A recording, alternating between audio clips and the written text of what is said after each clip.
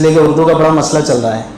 اردو زبان کو لے کر ہم خود بڑے خیانت دار ہو چکے ہیں. معاف کرنا، ہمارے اپنے بچے انگریزی میڈیم سے پڑھ رہے ہیں، پڑھائیے آپ، کوئی مسئلہ نہیں ہے، لیکن مادری زبان ہم کیا لکھتے ہیں؟ مدر ٹنگ کیا ہے ہماری؟ بولیے بھائی، اردو. اب مادری زبان اردو ہے، بچہ انگریزی میڈیم سے پڑھ رہا ہے تو اردو کتنی آتی ہے اس کو ہم کو فکر کرنا چاہیے نا.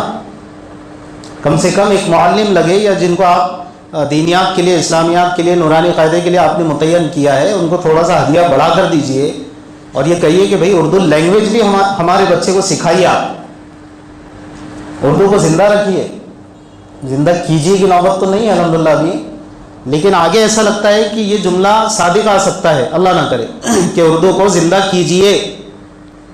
ابھی کم سے کم آکسیجن پہ ہے تو اس کو زندہ رکھنے کی فکر کیجیے. یہی وجہ ہے کہ اللہ کے فضل و کرم سے ہم نے ایک مسجد میں ایک پروگرام آغاز کیا اس طرح، آؤ اردو سیکھیں، اپنے دینی میراث کا تحفظ کریں. کیونکہ اردو زندہ رہے گی تو اسلامی لٹریچر سے ہماری نئی نسل فائدہ اٹھانے کے قابل رہے گی، ورنہ تو یہ ہوگا کہ بس وہ ساری کتابیں تبرک بن کے رہ جائے گی.